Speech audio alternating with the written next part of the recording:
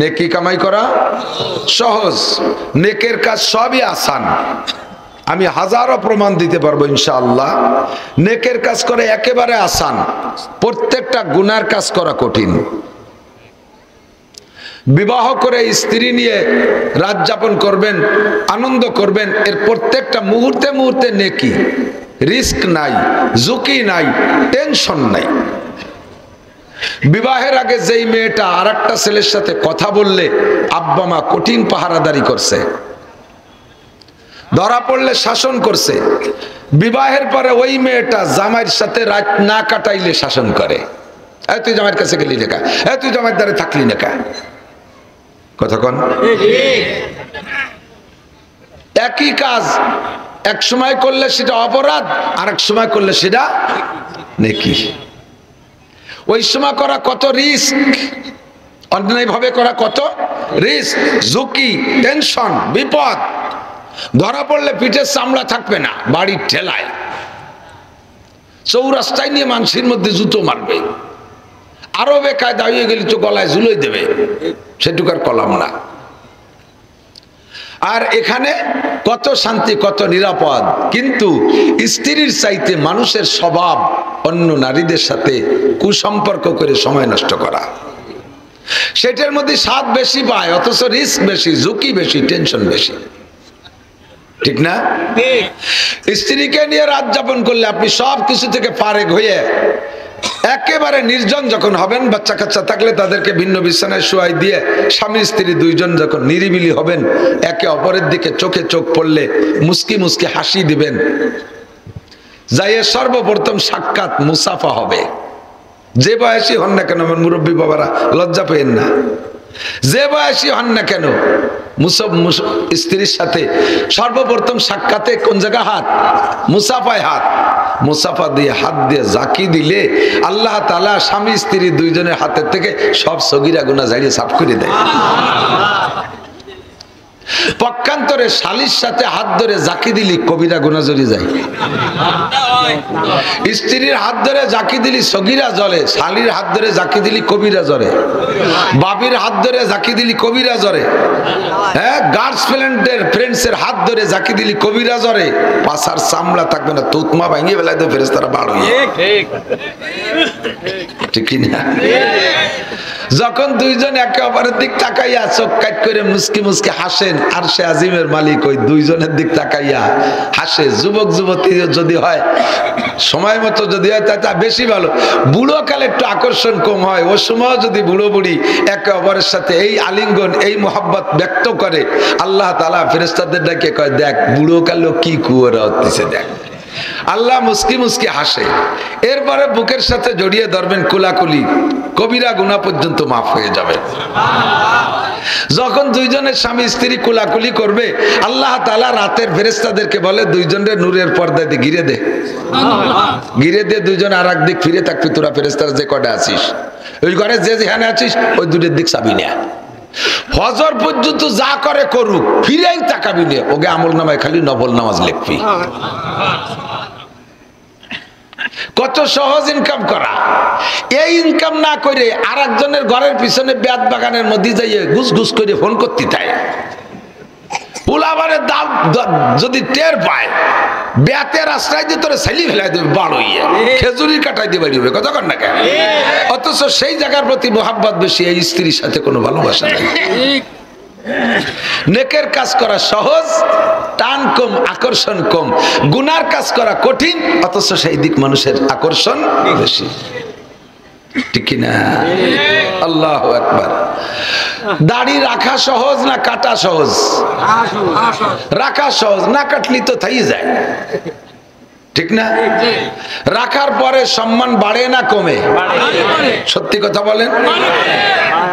দাড়ি কাটিয়ে ফেললি বাড়ি কয়, আর রাখলি চাচা কয়। বাড়ির দাম বেশি না চাচার দাম বেশি? মুরব্বী। দাড়ি কাটিয়ে ফেললি 55 বছর বয়স যদি হয়, তারে কয় তোরা নিচেই বয়। দাড়ি রাখা 25 বছরে একজন কয় কাকা চেয়ারে বসেন, বেইজ্জতির শেষ নাই দাড়ি কাটলি। রাখতে আরাম না কাটতে আরাম? রাখতে আরাম। রাখার পরে দেখেন কি সুন্দর ফোম স্প্রিং করে, পন্স কের মুখের সাথে লাগালে সে একটু মজা পায়, কার মুখের সাথে লাগাবেন তা করছি না, কের মুখের সাথে লাগালি সে একটু তৃপ্তি পায়, মজা পায়, একটা ফোম স্পঞ্জ করে। আর একদিন দাড়ি চাষার পরে একদিন পরে একটু একটু আগা বাড়ি হয় সিরিজ কাগজের মতো। ওই মুখ দিয়ে জারে ডালা দেবেন সে ঝুলিয়ে যাবে। তাহলে রাখায় আরাম বেশি না কাটায় আরাম বেশি? রাখা তো রাখা হয়ে গেল, কাটা লাগলো না, কাটতে কি মজা। যদি আপনি শেষরা পার্টি হন আর সেলুনিক দাড়ি চাষান, টাকা পয়সা সেলুনে লাগে তেমন দেন না, ভালো বেলেট দিয়ে আপনার মুখ চাষবে না। আপনারে যে বেলেট দিয়ে চাষতেছে খড়খড় খড়খড় শব্দ আসছে, কয় কি এরিস, এদি ছাগল ছোলার মতো চলি যাচ্ছে, কি এরিস কি? কয় টাহা দেওয়ানে 5টা আবার নতুন বেলেট। এই বেলেট দিয়ে আগে 3 জনের দাড়ি কাটছে, পরে 2 জনের বগল সাফ করছে, আল কাটা হয়ে গেছে বেলেটে, তাই দিয়ে দাড়ি চাষতেছে, চামড়া ঝুলিয়ে যাচ্ছে। তাহলে রাখলি তো আর এই ঝামেলা নাই। জেনা করার অভ্যাস থাকলে ফিরে আসা কঠিন, চুরি করার অভ্যাস থাকলে ফিরে আসা কঠিন, ঠিক ঠিক না? এই যে মুফতি আব্দুল গফফার সাহেব হুজুরের কাছে মাসিক ইস্তেমায় যান নাকি কেউ? এই যে ওলামায়ে কেরাম আছে, তো এমন এক পিসাব, বড় এক পিসাবের কাছে এরকম মুরিদরা যায়, সাপ্তাহিক যায়। তো হঠাৎ করে এক চোর, একেবারে আন্তর্জাতিক খ্যাতি সম্পন্ন চোর, এই চোর মুরিদ হইছে হুজুরের কাছে। আর চোর গে কাছে সবচাইতে গনিমত রাত, সবচাইতে উত্তম রাত কোনটা কান্দি? আমাবস্যা। পূর্ণিমাকে? পূর্ণিমা না, আমাবস্যা। পূর্ণিমায় তো চোরের আরো অশান্তি, এত আলোর মধ্যে যে চুরিয়ে সাজিয়ে সাজায়। আমাবস্যার রাতটারে চোর গনিমত মনে করে। তো এতদিন পিসাবের মজলিস হতো পূর্ণিমার 14 তারিখে, এই চোরটা মুড়ি দেওয়ার পরে হুজুর তারিখ পাল্টায় দিচ্ছে আমাবস্যার রাত্রি উনার মজলিস, যাতে চোর ওই রাত্রি ওর ডিউটি পালন করতে যাত্রী না পারে। স্বভাব একবার বনে গেলে তাতে ফিরে আসা কঠিন। চোর রে হুজুর বলছে তুমি প্রত্যেক এই আমাবস্যার রাতে আমার এখানে মজলিস হয়, তুমি আমাবস্যাতে আসবা। চোর যায় মসজিদি মজলিস, প্রত্যেকে মসজিদি 3টে দরজা থাকলে যে যে দরজায় দিয়েই ঢোকেন, জুতা ওই দরজায় বাইরে খুলে রেখে গেলে বেরোনোর সময় কিন্তু সেই দরজায় সেই খোঁজেন, ঠিক না? ব্যতিক্রম 2-1 ভুল এদিক ওদিক যেতে পারে। তো অধিকাংশরা বুঝ আছে যে আমি এই দক্ষিণ পাশের দরজা দিয়ে ঢুকছি, আমি উত্তর পাশের দরজা, আমি মাঝের দরজা দিয়ে ঢুকছি। তো যে যে দরজায় দিয়ে ঢুকিয়া জুতো বাইরে রেখে ঢোকে, আর পিসাবের ওখানে তো চুরি চুট্টামির ভয় নাই, সবই তো মুরিদ মুত্তাকিন, এই জন্য স্যান্ডেলকে ভিতরেও নেয় না। এই চোরটা যেদিন থেকে মজলিসে যায় সেই দিন থেকে সবাই বেরোইয়ে দেখে এ দরজার জুতো ওই দরজায়, ও দরজার জুতো এ দরজায়, এই আইলিও যাইলিও। তো যাই হোক, এভাবে খানিক রাগারাগি ওরে খুঁজে মুজে পাই, আর কোনো কিছু না। পরপর 3 আমাবস্যা এইরকমের পরে পীর সাহেবের কাছে মুরিদ রাখে, হুজুর এই শয়তানিটা কিটা করে, এই একটু ওয়াজ করে দেন দি। হুজুর কাজা কবি এই যাই মুসলিম হারাম, মুসলমানদের কষ্ট দিয়ে হারাম, এই কাম যে করো সে তওবা করো, ফিরে আসো, আর কখনো করবে না। তো ঘোষণা দেওয়ার পরে ওই চোর একা একা যে কইতেছে, হুজুর মুরিদ তো হইছে কিন্তু স্বভাব তো এখনো পাল্টে নাই, খুব কষ্ট হয়।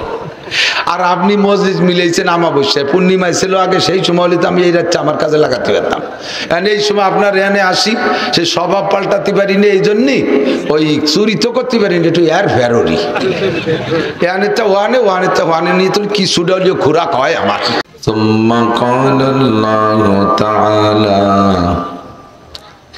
إن تجتنبوا كبائر ما تنهون عنه نكفر عنكم سيئاتكم وندخلكم مدخلا كريما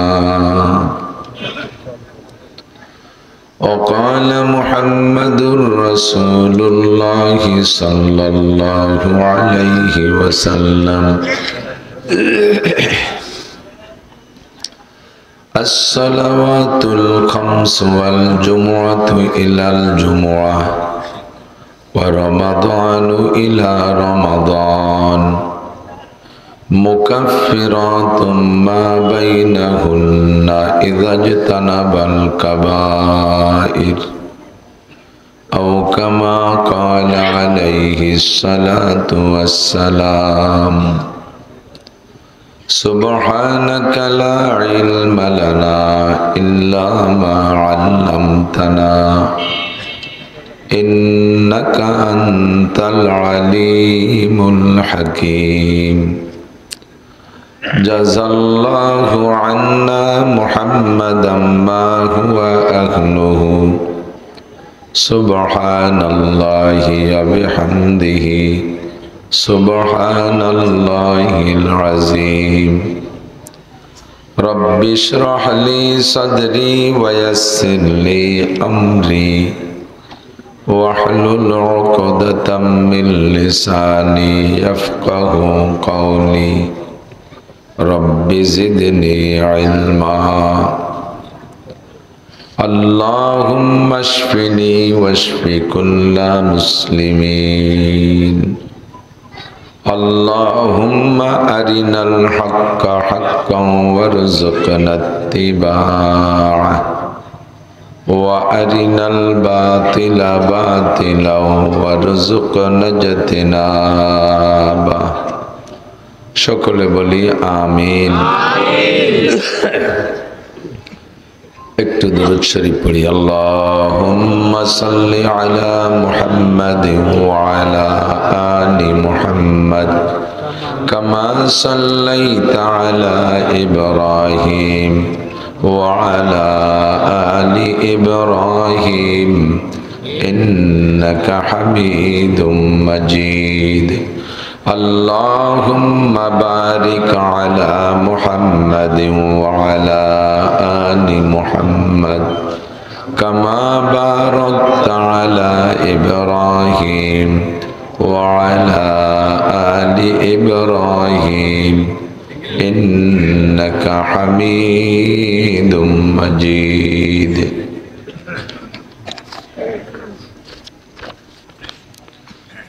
ঐতিহ্যবাহী গোপালপুর রহিমা খানম নুরানি হাফেজিয়া মাদ্রাসা এতিমখানা শেখ হামিদ ওয়েলফেয়ার ফাউন্ডেশন কর্তৃক পরিচালিত একটি প্রতিষ্ঠানের উদ্যোগে গোপালপুর, আদমপুর, কৃষ্ণপুর, রসুলপুর, ফরিদপুর, মকসুদপুর বাংলাদেশের উদ্যোগে আয়োজিত আজকে নুরানি কোরআনী মাহফিলের সম্মানিত সভাপতি মাদ্রাসার মোহতামেম সাহেব হুজুর, মাদ্রাসার কমিটির সদস্যবৃন্দু, সভাপতি মহোদয়, আজকের মাহফিল উপলক্ষে দাওয়াতি উলামাই কিরাম, এই অঞ্চলের অনেক অনেক উলামাই কিরাম, আয়েম্মায়ে মাসাজিদ, মাদ্রাসার আজিজ আমতুলাবা, প্রাণপ্রিয় দেশবাসী, দূর পর্দার আড়ালে বসে থাকা আমার মা ও বোনেরা, আল্লাহ তাবারাকা ওয়া তাআলা শাহী দরবারে শুকর আদায় করি। মাগরিবের পরের মূল্যবান সময়টাকে মূল্য দিয়ে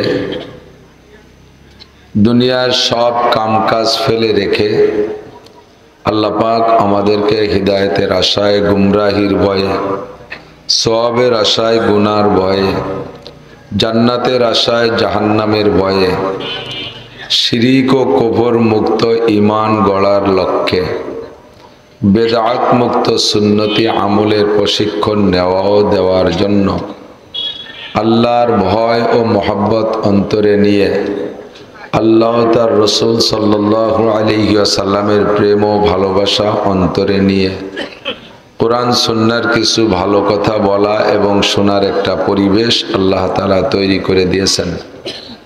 এই অঞ্চলের লক্ষ মানুষের মধ্য থেকে বাছাই ছাঁটাই করে সাময়িক এই জান্নাতের বাগানে বসার মতো, বসবাস করার মতো যোগ্য মনে করে আল্লাহ পাক আমাদেরকে ডেকে নিয়ে আসছেন।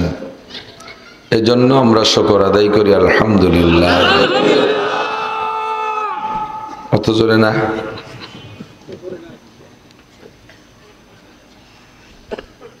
জোশের সাথে হুশ রাখতে হবে। চরমুনার পিরসাহেব হুজুরের বক্তব্য, শুধু জোশ হবে না, হুশ থাকতে হবে। আমার কোনো হরকত সাকানাত, নাড়াচাড়া, কথাবার্তা আর একজনের ডিস্টার্ব না হয়, এদিক খেয়াল রাখতে হবে।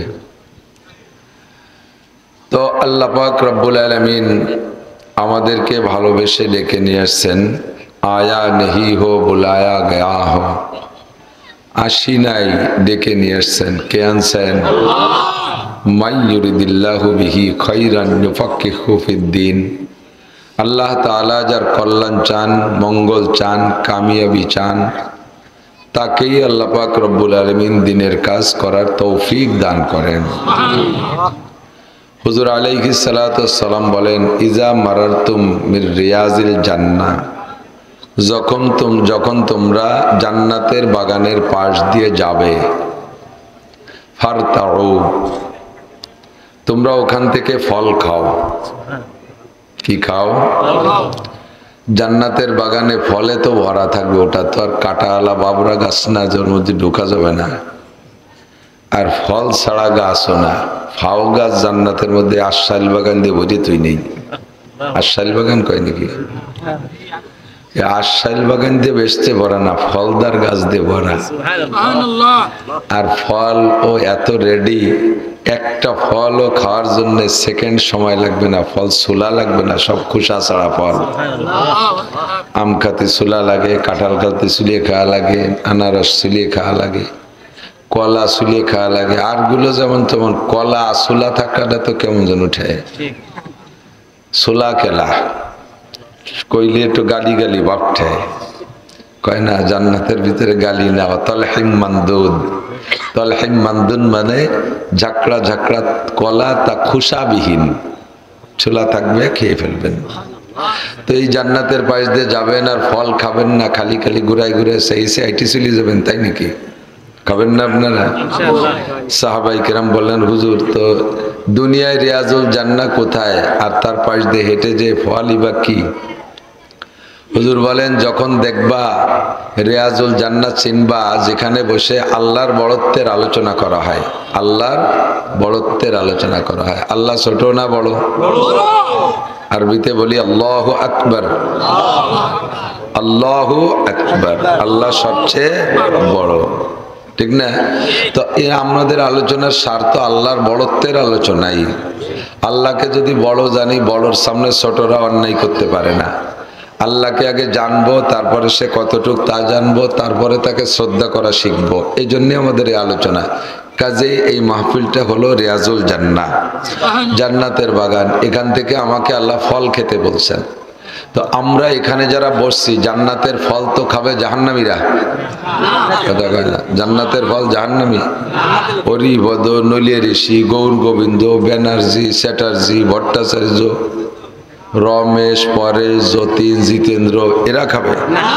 আব্দুর রহমান, আব্দুল খালেক, আব্দুল মালেক, জামাল, কামাল, আব্দুর রহিম, এরাই খাবে। তো আমরা এখানে যারা আসছি, আমরা এই নামের মানুষ, আমরা জান্নাতি মানুষ, বলি আলহামদুলিল্লাহ। কাজে এখান থেকে আমরা জান্নাতি ফল খাবো। তো আল্লাহ পাক রব্বুল আলামিন আমাদেরকে জান্নাতে দেবেন মনে করেই ডেকে নিয়ে আসছেন। এটা জান্নাতের বাগান। আবারও বলি আলহামদুলিল্লাহ। সময়কে অপচয় না করি, নষ্ট না করি। প্রত্যেকটা মজলিসের একটা আদব আছে, আছে না? স্কুলে, মাদ্রাসায়, যেখানেই পড়ে থাকেন না কেন, ক্লাসের সময় স্যার এক জায়গা বসা থাকে, ছাত্ররা ওই জায়গা 2 জন, ওই জায়গা 5 জন, কয়জন ওই দিক ফিরে বাদাম খায়। এরকম পড়ছেন নাকি? আমি এরকম পড়ি নেই। আমি বসছি, আমরা গোসাই গাছায় গোলগাল হয়ে বসছি, মাঝে ফাঁকা ফাঁকা রেখে কয়জন বসি নেই, গুনো হয়ে বসছি। তো এটা কোরআনের মজলিস। এ মজলিসের আদব সবচাইতে বেশি। যারা দূরে সরে সরে আছেন, এলান পাইয়ে বসে আছেন, এলান দিলি শয়তানে ধরে। হুজুর মসজিদের সাহাবায়ে কিরামদেরকে বললেন, কখনো এলান দিয়ে বসবা না, এলান দিলেই শয়তানে ধরে, অলসতা আসে, জিম আসে, ঘুম আসে। এই জন্য পিঠ খালি করে বসতে হবে।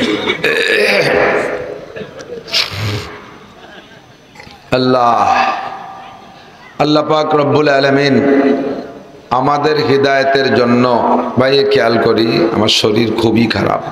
এতটুক খারাপ হইলে অনেকেই আসে না। 5-6 দিন ধরে জ্বর, গলা বসে গেছে।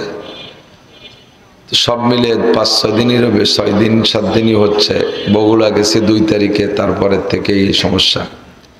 আসার দিন প্রচন্ড কুয়াশা, গাড়ি চালাইতে পারে না, জানলা দিয়ে মুখ খুলে একটু হেলপারি করছে। ওই সময় কুয়াশা নাক দিয়ে মুখ দিয়ে ঢুকিয়ে ঠান্ডা লেগে গেছে, আর তা সারতেছে না। এই জন্য আস্তে আস্তে যা দুই চার কথা বলা যায় একটু একটু মাথা লাগায় শোনার জন্য অনুরোধ। মন থেকে শুনতে হবে, একটু মন থেকে শুনতে হবে, অন্তর দিয়ে শুনতে হবে। আল্লাহ পাক অর্ডার করেছেন ফাসতামিউ, অন্তরের কান দিয়ে শোনো। ফাসমাউ মানে চামড়ার কান দিয়ে শোনো, আর ফাসতামিউ মানে অন্তরের কান দিয়ে শোনো। তো এই চামড়ার কান যেটা বাহ্যিক কান, এদের শুনলে কোনোটা মনে থাকে কোনোটা থাকে না, আর অন্তরের কান দিয়ে শুনলে সেটাই মনে থাকে। এজন্য প্রত্যেকটা কথা খুব খেয়াল করো। জানেন না তা না, সেজন্য বলছি না, জানা কথাই বলবো। আল্লাহ পাক রব্বুল আলামিন বলেন ওয়াজাক্কির, জাক্কির মানে জানা কথা আলোচনা করা। তবলিগের লোক আছেন নাকি? তবলিগে যাওয়া মানুষ, তবলিগের ভিতরে মুজাকারা হয় না একটা? এই মুজাকারা, জিকির, তাজকিরা, জাক্কির একই ধাতু থেকে আসছে, একই মূল শব্দ। তো আল্লাহ পাক বলেন জাক্কির। কি জাক্কির মানে? বান্দারা জানে না তা না, ওই জানা কথাগুলো আলোচনা করো। কি হবে? ফাইন্না যিকরা তানফাউল মুমিনিন, জানা কথাগুলো আলোচনা পর্যালোচনা করলে পুনরায় আমলের প্রতি মানুষের আগ্রহ বাড়ে। মানুষের ঈমান কেমন, নদী আছে নাকি আশেপাশে জানি না, না থাকলেও অনুভব করতে পারবেন। পলি মাটি, বর্ষাকালে পানি ঘোলায় যায়, এরপরে ওর ভিতরে যে কাদা পানি থাকে, কাদা থাকে পানির ভিতরে, ওইটা ধীরে ধীরে নিংড়াইয়া নিচে যায়, ওইটাকে বলে পলি। তো কোথাও কোনো গাছ যদি পড়ে থাকে নিচে, এর উপরে যদি পলি পড়ে, পর্যাপ্ত পলি পড়লে ওই গাছটা আর মাথা উঁচু করতে পারে না। তাজা গাছও যদি হয় তাহলে পলির তলে পড়ে শেষ হয়ে যায়। এই তাজা গাছটার ভিতরে তাজা আছে, যদি তাকে পুনরায় মাথা উঁচু করে দেখাইতে হয় তাহলে উপরে থেকে পলি সরাই দিতে হবে। তো আল্লাহ পাক বলেন মোমেনের সিনার মধ্যে, কলবের মধ্যে আল্লাহ আছে, রসুল আছে, আখেরাত আছে, জান্নাত আছে, জাহান্নাম আছে, ঈমান আছে, কিন্তু জাগতিক পলি, দুনিয়ার পলি, টাকার পলি, পয়সার পলি, সংসারের পলি, রাজনীতির পলি, সমাজনীতির পলি, জাগতিক হাজারো পলি পড়ে পড়ে ওই ইমানের চারাটা তলে পড়ে যায়। তা আলোচনা করলে কোদাল দিয়ে যেন ওই পলি সরানোর মতো উপর থেকে সাফ হয়ে যায়, আবার ইমানের চারাটা জেগে ওঠে। এজন্য আল্লাহ বলেন ওয়াদাক্কির, জানা কথাগুলো আলোচনা করো। ফাইন্না যিকরা তানফাউল মুমিনিন, এই আলোচনার দ্বারা মোমেনের ঈমান বাড়ে, মোমেনের ঈমান বাড়ে, মোমেনের ঈমান বাড়ে। এই জন্য জানা কথাগুলোই আলোচনা করব। সবচাইতে বড় কথা হলো আমরা দুইটা উদ্দেশ্যে এখানে আসি, বা আমাদের মোমেনের দুইটা উদ্দেশ্যই জীবনের টার্গেট থাকতে হবে। একটা হলো আমার জীবনে কোনো গুনাহ করব না, আর গুনাহ হয়ে গেলে তার থেকে তওবা করে ফিরে আসব। 2 নম্বর, সাধ্য অনুযায়ী অল্প সময়ের ভিতরে বেশি নেকি কামাই করে কিভাবে যাওয়া যায় সামনের দিক। এই দুইটাই হবে টার্গেট। তবে এই দুইটার ভিতরে নেকি কামাই করা সহজ, কিন্তু গুনাহ থেকে বাঁচা কঠিন। বুঝেন নাই? নেকি কামাই করা সহজ, নেকের কাজ সবই আসান। আমি হাজারো প্রমাণ দিতে পারবো ইনশাআল্লাহ। নেকের কাজ করে একেবারে আসান, প্রত্যেকটা গুনার কাজ করা কঠিন। বিবাহ করে স্ত্রী নিয়ে রাত যাপন করবেন, আনন্দ করবেন, এর প্রত্যেকটা মুহূর্তে মুহূর্তে নেকি, রিস্ক নাই, ঝুঁকি নাই, টেনশন নাই। বিবাহের আগে যেই মেয়েটা আর একটা ছেলের সাথে কথা বললে আব্বা মা কঠিন পাহারাদারি করছে, ধরা পড়লে শাসন করছে, বিবাহের পরে ওই মেয়েটা জামাইয়ের সাথে রাত না কাটাইলে শাসন করে। তুই জামাইয়ের কাছে গেলি না, তুই জামাইয়ের দ্বারে থাকলি না, কথা কন। একই কাজ এক সময় করলে সেটা অপরাধ, আর এক সময় করলে সেটা নেকি। ওই সময় করা কত রিস্ক, অন্যায় ভাবে করা কত রিস্ক, ঝুঁকি, টেনশন, বিপদ। ধরা পড়লে পিঠের চামড়া থাকবে না, বাড়ির ঠেলায় চৌরাস্তায় নিয়ে মানুষের মধ্যে জুতো মারবে। আরো বেকায়দা হয়ে গেলে তো গলায় ঝুলোই দেবে, সেটুকার কলাম না। আর এখানে কত শান্তি, কত নিরাপদ। কিন্তু স্ত্রীর চাইতে মানুষের স্বভাব অন্য নারীদের সাথে কুসম্পর্ক করে সময় নষ্ট করা, সেটার মধ্যে স্বাদ বেশি পায়, অথচ রিস্ক বেশি, ঝুঁকি বেশি, টেনশন বেশি। ঠিক না? স্ত্রীকে নিয়ে রাত যাপন করলে আপনি সব কিছু থেকে ফারেক হয়ে একেবারে নির্জন যখন হবেন, বাচ্চা কাচ্চা থাকলে তাদেরকে ভিন্ন বিছানায় শোয়াই দিয়ে স্বামী স্ত্রী দুইজন যখন নিরিবিলি হবেন, একে অপরের দিকে চোখে চোখ পড়লে মুস্কি মুস্কি হাসি দিবেন, যাইয়ে সর্বপ্রথম সাক্ষাৎ মুসাফা হবে। যে বয়সী হন না কেন, আমার মুরব্বী বাবারা লজ্জা পেয়েন না, যে বয়সী হন না কেন স্ত্রীর সাথে সর্বপ্রথম সাক্ষাতে কোন জায়গা হাত? মুসাফায় হাত। মুসাফা দিয়ে হাত দিয়ে জাকি দিলে আল্লাহ তাআলা স্বামী স্ত্রী দুইজনের হাতের থেকে সব সগীরা গুনাহ ঝাড়িয়ে সাফ করে দেয়। পক্ষান্তরে শালীর সাথে হাত ধরে জাকি দিলি কবিরা গুনাহ ঝরে যায়। স্ত্রীর হাত ধরে জাকি দিলি সগীরা জ্বলে, শালীর হাত ধরে জাকি দিলি কবিরা জ্বরে, বাবির হাত ধরে জাকি দিলি কবিরা জ্বরে, হ্যাঁ, গার্লফ্রেন্ডের ফ্রেন্ডসের হাত ধরে জাকি দিলি কবিরা জ্বরে, পাছার চামড়া থাকবে না, তুতমা ভাঙিয়ে বেলায় তো ফেরেশতারা বার হয়ে। ঠিক কি না? যখন দুইজন একে অপরের দিক তাকাইয়া চোখ কাট করে মুস্কি মুস্কি হাসেন, আর সে আজিমের মালিক ওই দুইজনের দিক তাকাইয়া হাসে। যুবক যুবতী যদি হয়, সময় মতো যদি হয় তা বেশি ভালো। বুড়ো কালে একটু আকর্ষণ কম হয়, ও সময় যদি বুড়ো বুড়ি একে অপরের সাথে এই আলিঙ্গন এই মোহাব্বত ব্যক্ত করে, আল্লাহ তাআলা ফেরেশতাদের ডেকে কয়, দেখ বুড়ো কালেও কি কুয়োরা হচ্ছে, দেখ। আল্লাহ মুস্কি মুস্কি হাসে। এরপরে বুকের সাথে জড়িয়ে ধরবেন, কুলাকুলি, কবিরা গুনাহ পর্যন্ত মাফ হয়ে যাবে।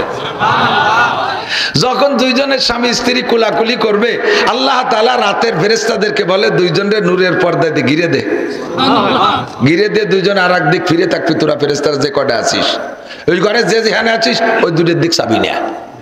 ফজর পর্যন্ত যা করে করুক, ফিরেই তাকাবি না, ওকে আমল নামায় খালি নফল নামাজ লিখবি। কত সহজ ইনকাম করা। এই ইনকাম না করে আর একজনের ঘরের পিছনে বেত বাগানের মধ্যে যাইয়ে ঘুষ ঘুষ করে ফোন করতে চায়। পোলাবারের দাম যদি টের পায়, বেতের আশ্রয় দিয়ে তোরে ছেলি ফেলাই দেবে, বাড় হইয়া খেজুরি কাটাই দিয়ে বাড়ি হবে, কথা কর না কেন? অথচ সেই জায়গার প্রতি মোহাব্বত বেশি, এই স্ত্রীর সাথে কোনো ভালোবাসা নেই। নেকের কাজ করা সহজ, টান কম, আকর্ষণ কম। গুনার কাজ করা কঠিন, অথচ সেই দিক মানুষের আকর্ষণ বেশি। ঠিক কিনা? আল্লাহু আকবার। দাড়ি রাখা সহজ না কাটা সহজ? রাখা সহজ, না কাটলি তো থাই যায়, ঠিক না? রাখার পরে সম্মান বাড়ে না কমে? সত্যি কথা বলেন। দাড়ি কাটিয়ে ফেললি বাড়ি কয়, আর রাখলি চাচা কয়। বাড়ির দাম বেশি না চাচার দাম বেশি? মুরব্বী। দাড়ি কাটিয়ে ফেললি 55 বছর বয়সও যদি হয়, তারে কয় তোরা নিচেই বয়। দাড়ি রাখা 25 বছর একজন কয় কাকা চেয়ারে বসেন। বেইজ্জতির শেষ নাই দাড়ি কাটলি। রাখতে আরাম না কাটতে আরাম? রাখতে আরাম। রাখার পরে দেখেন কি সুন্দর ফোম স্প্রিং করে, পন্স। কের মুখের সাথে লাগালে সে একটু মজা পায়, কার মুখের সাথে লাগাবেন তা করছি না, কের মুখের সাথে লাগালি সে একটু তৃপ্তি পায়, মজা পায়, একটু ফোম স্পঞ্জ করে। আর একদিন দাড়ি চাষার পরে একদিন পরে একটু একটু আগা বাড়ি হয়, সিরিজ কাগজের মতো। ওই মুখ দিয়ে জারে ডালা দেবেন, সে ঝুলিয়ে যাবে। তাহলে রাখায় আরাম বেশি না কাটায় আরাম বেশি? রাখা তো রাখা হয়ে গেল, কাটা লাগলো না। কাটতে কি মজা। যদি আপনি শেষরা পার্টি হন আর সেলুনি দাড়ি চাষান, টাকা পয়সা সেলুনে লাগে তেমন দেন না, ভালো বেলেট দিয়ে আপনার মুখ চাষবে না। আপনারে যে বেলেট দিয়ে চাষতেছে, খড়খড় খড়খড় শব্দ আসছে, কয় কি এরিস, যদি ছাগল ছোলার মতো চলি যাচ্ছে, কি এরিস কি? কয় টাহা দেওয়ানে 5টা আবার নতুন বেলেট। এই বেলেট দিয়ে আগে 3 জনের দাড়ি কাটছে, পরে 2 জনের বগল সাফ করছে, আল কাটা হয়ে গেছে বেলেটে, তাই দিয়ে দাড়ি চাষতেছে, চামড়া ঝুলিয়ে যাচ্ছে।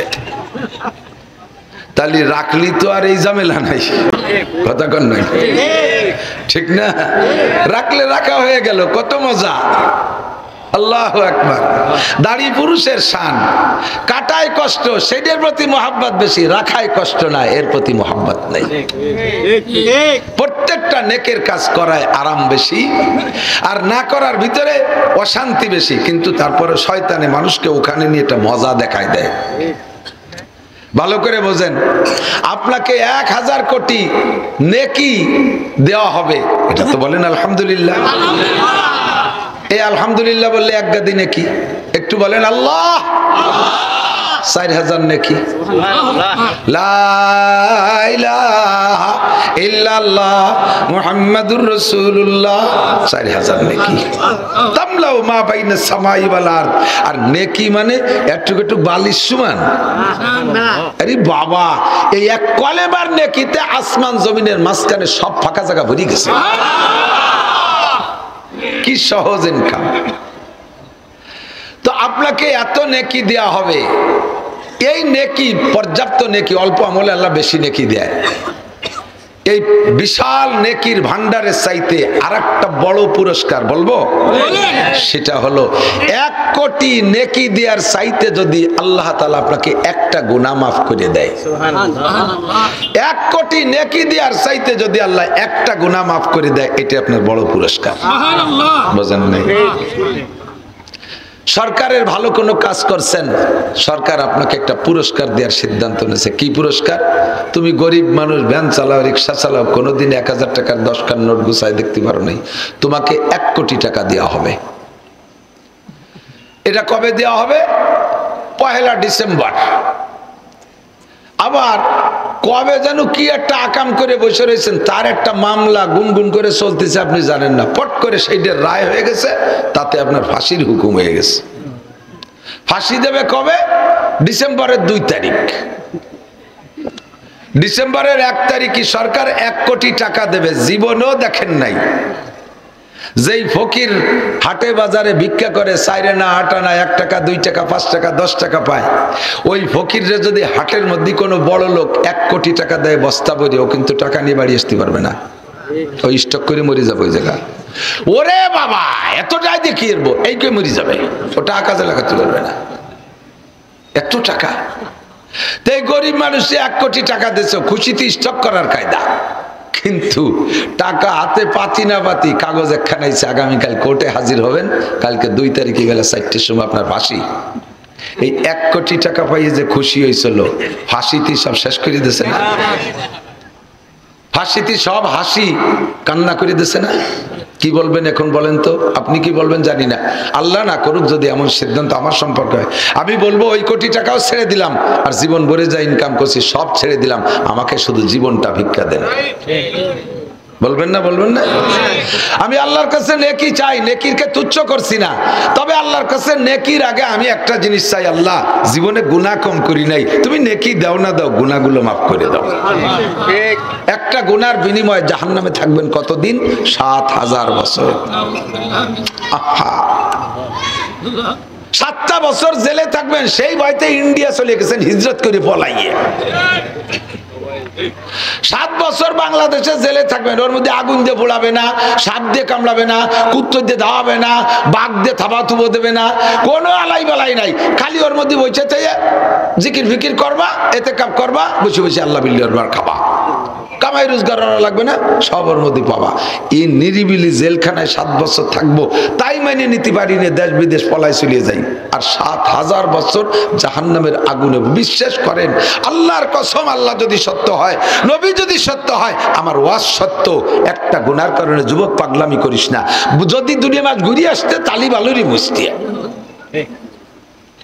আল্লাহ যদি এমন হতো যে বছরে 2 মাস জাহান্নামে থাকবা, পরে 10 মাস দুনিয়ায় থাকবা, তাহলে এটা ভালো বুঝত। কিন্তু আল্লাহ তো বড় প্রজ্ঞামান, আল্লাহ হাকিম, কোন কৌশলে জিনিসটা গোপন রাখছে তা সেই ভালো জানে। দোস্তরে, একটা গুনার কারণে 7000 বছর জাহান্নাম। সগীরা বলেন আর কবিরা বলেন, বড় গুনাহ বলেন আর ছোট গুনাহ বলেন, প্রত্যেকটা গুনাহ আল্লাহর নাফরমানি, আর এই নাফরমানির বিনিময় একটা গুনার কারণে 7000 বছর জাহান্নাম। একটু ভয় পান, বুঝার কারণ নাউজুবিল্লাহ, আরেকটু কর নাউজুবিল্লাহ। আল্লাহ আমি পারবো না, আমি এই আগুন সহ্য করতে পারবো না। পারবেন? পারবেন? আল্লাহ ওর কোনো শাস্তি আমি সহ্য করতে পারবো না, তোমার কাছে পায়ে ধরি, আল্লাহ তোমার কুদরতি কদমে পড়ি, আমি সিজদায় পড়ে মাপ চাই, আমাকে ছেড়ে দাও, আমি গুনাহ মাফ করে দাও আমার। 7000 বছর জাহান্নামে একটা গুনার কারণে। আল্লাহু আকবার। তো এর একটা গুনাহ মাফ করে দেয়া মানে কি? 7000 বছর জাহান্নাম থেকে বেঁচে যাওয়া। এবার সগীরায়ও 7000, কবিরায়ও 7000। তা পার্থক্য করে লাভ কি? সগীরা আর কবিরা হলো দেখার কারণে ছোট আর বড়, বাকি ক্ষতির দিক দিয়ে দুইটা সমান। আমি উদাহরণে বলে থাকি, এত বড় একটা সাপ, গুক্ষু সাপ, গুক্ষু সাপ কয় তো আমাদের,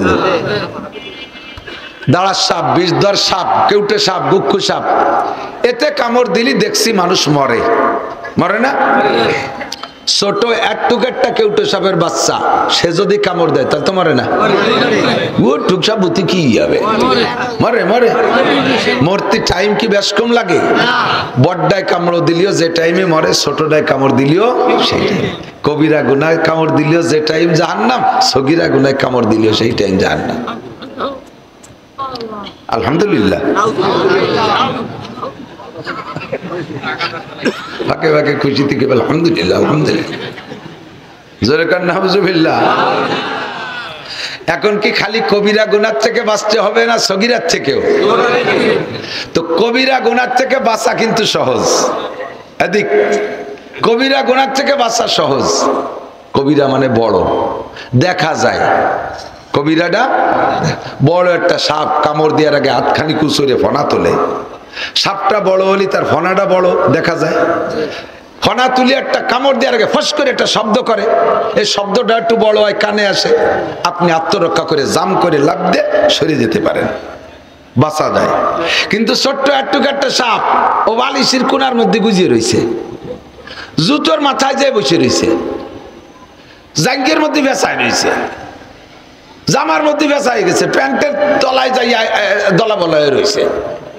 এটা দেখাও যায় না, ওর হোশও শোনা যায় না, ওর আওয়াজও নাই। ও কোন ফাঁকে মারি দেবে, মারি দিলে তো মরিয়ে যাবো। কতক্ষণ কাজেই মারবে আবার একই টাইম। বড়টায় কামড় দিলেও যে টাইমই মরে, ছোটটায় কামড় দিলেও সেই টাইমই মরে। বড় ডারে দেখা যায় লাভ দিয়ে সরা যায়, ছোট ডারে দেখা যায় না, বোঝা যায় না, হুশ করে মারিয়ে দিয়ে কোন ফাঁকে সারি চলে গেছে। উল্লাই কামড়লো নাকি, উল্লাই কামড়াইছে। পরে আস্তে আস্তে দুপুর পর্যন্ত কোনো কিছু, দুপুরের পথে মাথা ঘুরে, দুপুরের পথে তাহলে তো উল্লাই কামড়াইনি, কি এলো? উজার কাছে নিদি, উজার কাছে নিয়েছে, কয় হয়ে গেছে কাম, কেউটে সবাই কামড়াইছে। আমাদের ওই পাশে বরফা এক গ্রাম আছে, আমার আত্মীয় বেগুন গাছের গোড়া সাফ করতে গেছে, বেগুন গাছের গোড়ার মধ্যে ছোট্ট চিকুন সাপ, টের পাই নেই, কামড়াইছে। দুপুর পর্যন্ত ভ্রুক্ষেপ করে নাই, দুপুরের পথে নড়াচড়া কমে যাচ্ছে, এরপরে মাথা ঘুরোচ্ছে, চোখ গুলায় আসতেছে। রাত্রে উজার কাছে নেছে, নীতি শেষ। বড় ডালিটা দেখা যাইতো, তারাতে বাঁচত, কামড় দেশে বুঝিয়ে সেই মুহূর্তে তার বিপক্ষে চিকিৎসা নিতে পারতো। কতক্ষণ ঠিক না? তো আল্লাহ পাক রব্বুল আলামিন বলেন, বান্দা দুনিয়ায় গুনাহ বিভিন্ন প্রকার আছে, তো টোটাল গুনাহকে আমি দুই ভাগ করে দিছি। কথা কি বোঝা গেছে? আসছি এখানে নেকি হবে, নামাজ পড়ছি নেকি হবে, রোজা পড়বো নেকি রাখবো নেকি হবে, টুপি পড়বো নেকি হবে, দাড়ি রাখবো নেকি হবে, তিলাওয়াত করবো নেকি হবে, তবলিগি যাবেন নেকি হবে, চরমুনায় যাবেন নেকি হবে, হজ করবেন নেকি হবে, উমরা করবেন নেকি হবে, যাকাত দেবেন নেকি হবে, দান করবেন নেকি হবে, মসজিদ করবেন নেকি হবে, সব নেকি হবে। কিন্তু ফাঁকে ফাঁকে কবিরা আর সগীরায় আমারে কামড়াইতেই তালে আছে। এর হাতের থেকে আত্মরক্ষা একান্ত জরুরি।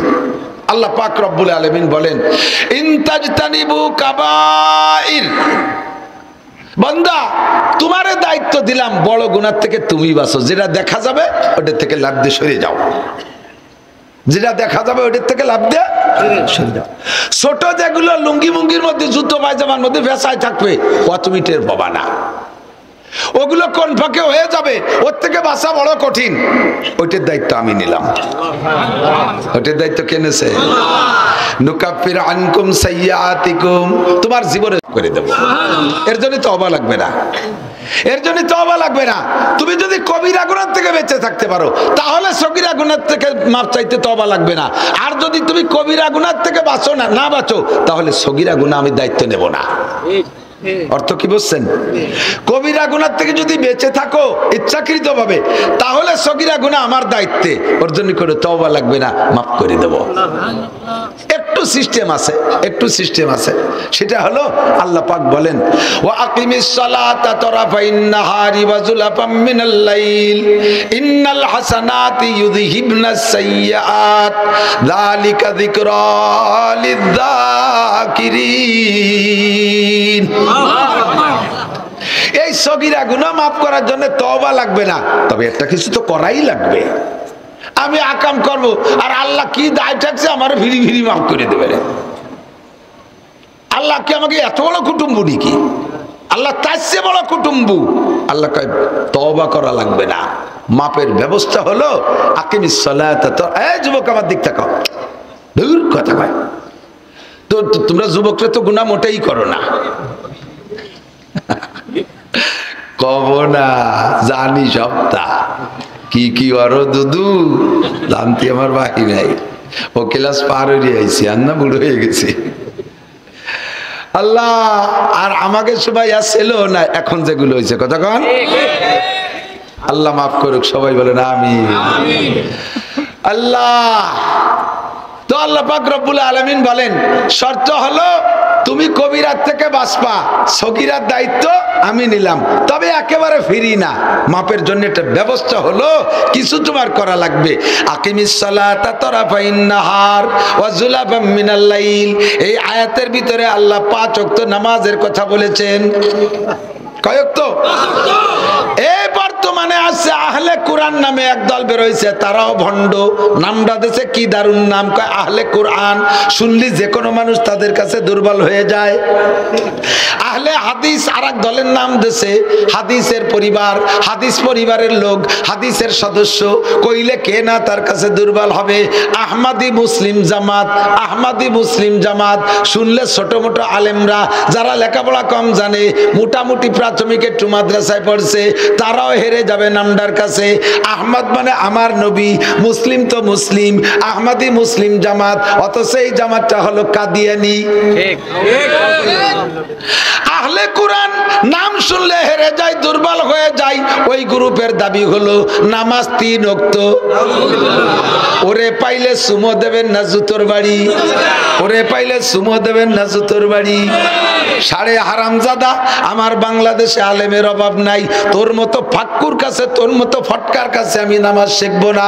আমার বাংলাদেশে আহমদ শফি, আমার বাংলাদেশে শাইখুল হাদিস আল্লামা আজিজুল হক, আমার বাংলাদেশে আব্দুল মালিক, আমার বাংলাদেশে মাওলানা মুফতি দেলওয়ার, আমার বাংলাদেশে মুফতি মিজানুর রহমান সাইদ, আমার বাংলাদেশে ফজলুল করিম, ফয়জুল করিম, রিজাউল করিম। কথা বলেন ঠিক ঠিক না? তোর মতো আইসো পাইসো আড়াইনে বাড়াইনের কাছে আমি নামাজের রক্ত চিনতে যাব না। আল্লাহ কয় আকিমিস সালাতা তারাফাইন নাহারি ওয়া যুলাফাম মিনাল লাইল ইন্নাল হাসানাতি ইউযহিবনাস সাইয়্যাত। আমার নবী বলেন খামসু সালাওয়াতিন ইফতারাজাহুন্নাল্লাহ। আল্লাহ তাআলা 5 ওয়াক্ত নামাজ ফরজ করেছেন। কয়? হুজুর বলেন আম্মা মানে, আরে 5 ওয়াক্ত খালি মুখস্থ কই নেই। আম্মা মানে জিবরাইল ইয়ামাইন, জিবরাইল 2 দিন এসে আমার এই 5 ওয়াক্ত নামাজের ইমামতি করে নামাজ শিখাই দিয়ে গেছে। নবী পাক আরশে আজিমে যে আল্লাহর বাড়ি যাইয়ে নামাজ নিয়ে আসছে, আনছে কিন্তু নামাজের নিয়ম জানে না। আল্লাহ কইছে 5 ওয়াক্ত পড়িও, জানেন না কিসা? মেরাজে গেছে, সর্বপ্রথম নামাজ দিয়েছে খামসিনা সালাওয়াত, 50 ওয়াক্ত। হুজুর তো খুশিতে বাক বাক, সব নবীর চাইতে আমার নবীর, আমার উম্মতের নামাজ বেশি দিয়েছে। খুশিতে চলে আইছে। আস্তে আস্তে 5ম আসমানে আইসে হযরত মুসা আলাইহিস সালামের সাথে দেখা। মুসা আলাইহিস সালাম তো একটু গণকথা কওয়া মানুষ। উনি পাইয়েই ইয়া মুহাম্মদ, কথা কথা কষ্ট হচ্ছে না, ইয়া মুহাম্মদ বিমা জিতা মির রাব্বিক। মুসা আলাইহিস সালাম জিজ্ঞেস করছে আমাকে কেউ রে আল্লাহর বাড়ি যাচ্ছি যাই নেই, তোমারে আল্লাহর বাড়ি নেছে, তোমাকে আল্লাহর বাড়ি নেছে, তুমি ওই জায়গা যাই আল্লাহর বাড়িতে কি নিয়ে আসছো? বিমা জিতা মির রাব্বিক। খামসিনা সালাওয়াত, 50 ওয়াক্ত নামাজ। কয় ওয়াক্ত? মুসা আলাইহিস সালাম কে লা তুতিকু উম্মাতুক ফারজি সুম্মাস্তাকিল।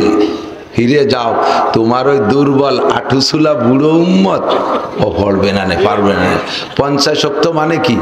এই দিক তাকান, 24 ঘন্টায় 50 ওয়াক্ত লিবারা, আধা ঘন্টা পর পর 1 ওয়াক্ত, তার চেয়ে বেশি 22-23 মিনিট পর পর 1 ওয়াক্ত। তাহলে কি আর কিছু করা যায়? ফিরে যান, তাড়াতাড়ি যান। তো হুজুরেরও সেই সময় হুশ হয়েছে, ঠিকই তো কইছে। সে খালি নামাজ পড়বেন না, সে খেজুর বাগান কোপাবে না কোন সময়, পাট বুনবে কোন সময়, পেঁয়াজ লাগাবে না কোন সময়। হুজুর চলে গেছে। আল্লাহ আমার উম্মত দুর্বল, একটু কমাই দেন। আল্লাহ আচ্ছা ঠিক আছে, আসছেন যখন 5 ওয়াক্ত কমাই দেওয়া হলো। 5 ওয়াক্ত কমাই দিছে। মেরাজের হাদিসের ভিতরে দেখবেন, সিরাতে মোস্তফা বাংলায় পাওয়া যায়, ওর মধ্যে আপনি দেখতে পারবেন সব আছে। এরপরে ফিরে আইছে, আসার পরে মুসা আলাইহিস সালামের পাশ দিয়ে হুজুর চলে আসতে, দাঁড়ান দাঁড়ান দাঁড়ান, চলে যাচ্ছেন কেন? কয় ওয়াক্ত কমাইছে? কয় যে 5 ওয়াক্ত। পারবে না, ফিরে যান। আবার গেছে, যাই এইভাবে 9 বার ফেরত দিছে। একবার 5 ওয়াক্ত কমায়, কয় ওয়াক্ত? 45 ওয়াক্ত কমাইছে। ফিরে আইছে, আসার পরে কয় আছে কয় ওয়াক্ত? কয় 5 ওয়াক্ত। আর একটা গুল্লি দেন। তো হুজুর কয় কি যে রাখতিছে তো প্রত্যেকবার 5 ওয়াক্ত হইরে, আর আছে 5 বার গেলে তো 5 রেখে দিবেন, পরে খালি এতে বাড়ি যেতে হবে। তাই যে যা পড়ে পড়ো, না পড়ে না পড়ুক, গমিয়ে আর যাবো না, সে একেবারে খালি এতে যাওয়ার চাইতে কিছু নিয়ে যাই। 5 ওয়াক্ত নিয়ে আসছে। কয় ওয়াক্ত? 5 ওয়াক্ত নিয়ে আসছে। এবার আল্লাহ পাক রব্বুল আলামিন নবী যখন 5-এর পর খুশি হয়ে চলে আসছে, আল্লাহ পাক বলেন লা তাবদীলা লিকালিমাতিল্লাহ, আমি যাহা বলি তাহা পরিবর্তন করি না। আমি যাহা বলি তা পরিবর্তন করি। কাজে আমি 50 বলেছি, 50ই তোমার নাম উম্মতের জন্য বরাদ্দ। 5 পড়বে, আর মানজাবিল হাসানা ফালাহু আশরু আমসালিহা।